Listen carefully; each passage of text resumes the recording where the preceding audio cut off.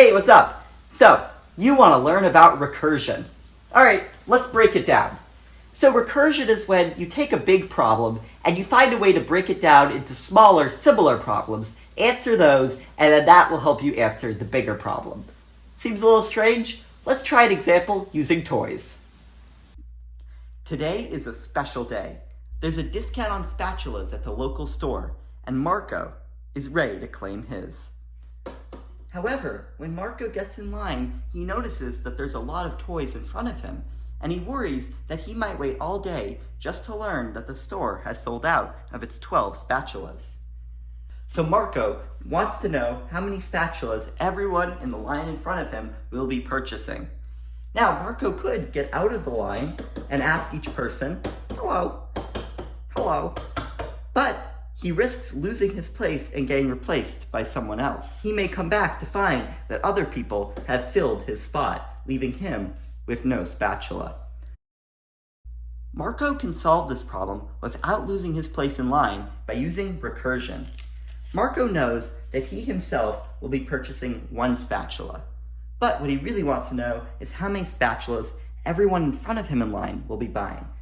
So he can simply ask the cow in front of him, boop boop, yes, how many spatulas will you and everyone in front of you be buying? Now this cow knows that he will be buying 3 spatulas, but he has no idea about everyone in front of him. So he can turn and ask them before responding to Marco. Boop boop. Yes. How many spatulas will you and everyone in front of you be buying?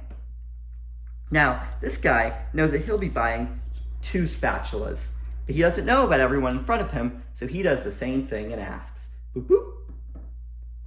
Yes. How many spatulas will you and everyone in front of you be buying? Now, this chicken, she knows that she'll be buying 3. But again, she doesn't know about everyone in front of her, so she simply turns and asks, boop boop. Yeah. How many spatulas will you and everyone in front of you be buying? Now, this cow is the first person in line, so she knows that there's 0 spatulas in front of her, and she knows that she will be buying 2 spatulas. So, she can simply respond to the chicken and give the answer, 2 spatulas.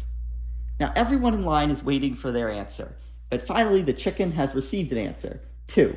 Now, she knows that she's buying 3 and this cow is buying 2, so in total, they are buying 5 spatulas.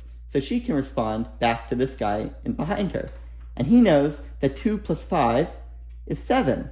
So he can respond to the cow behind him. And the cow knows that 3 plus 7 is 10. So the cow can respond to our friend Marco that everyone in line in front of him will be buying 10 spatulas in total. And Marco knows that 1 extra will be 11 spatulas. So he'll be purchasing the 11th spatula, and thus he should wait in line because he will be getting one of the 12. And that is recursion in action. And now that we've seen how it works with toys, let's try it using actual Python code. Oh yeah! So here I have a function that solves factorials. If you don't remember, what a factorial is you take an integer and then you multiply it by every integer below it until you hit 1. So an example is 3 factorial would be 3 times 2 times 1, and then you stop, and the answer would be 6. And the definition of 0 factorial is just given as 1. That's just something you just know. You learn it. It's a definition. So now you know. Okay, so here's how I did this function using just a normal for loop.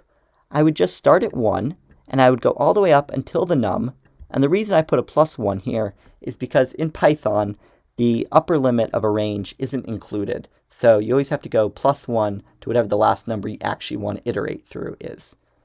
So in this example, if num was 4, it would go 1, 2, 3, 4. And each time it will multiply I by the answer. So the first time it multiplies 1 times 1. The second time, answer is 1 and I is 2, so it's 2 times 1. The third time I is 3, and the answer is 2, so it's 3 times 2, and that's 6. And it keeps going like that, and answer is getting multiplied in the way a factorial should. And at the end, it's returned. Boom. But now we've just learned about recursion. So let's try writing this recursively. So I'm going to call it recursive factorial. and it's also going to take in a num as the input. And what we're going to do is we have to first think, what's the smallest, easiest recursive case we can think of?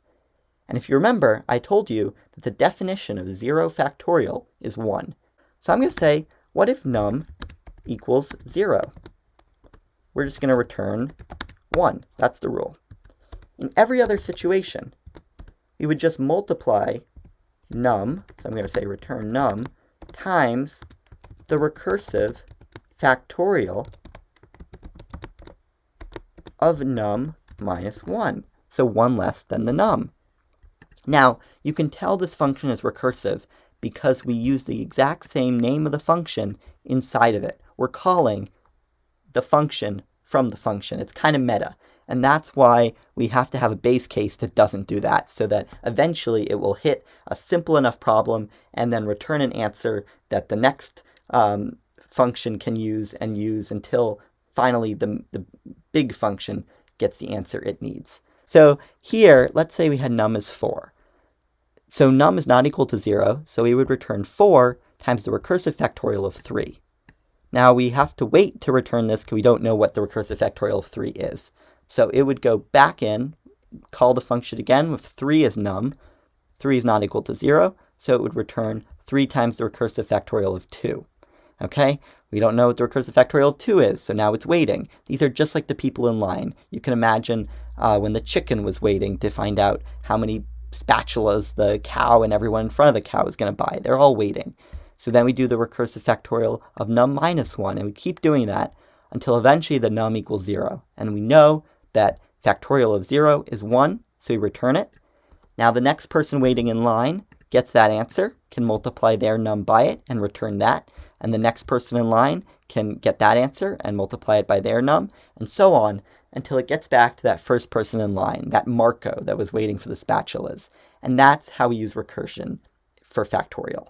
So, as you can see, it looks like very simple code, but it's actually very complex. And in another video, you can watch about the stack that's used and all of the behind the scenes of how recursion works. But for this, you get a kind of a basic intro idea. And now I can just simply write to print recursive factorial of 5, and let's see if it works.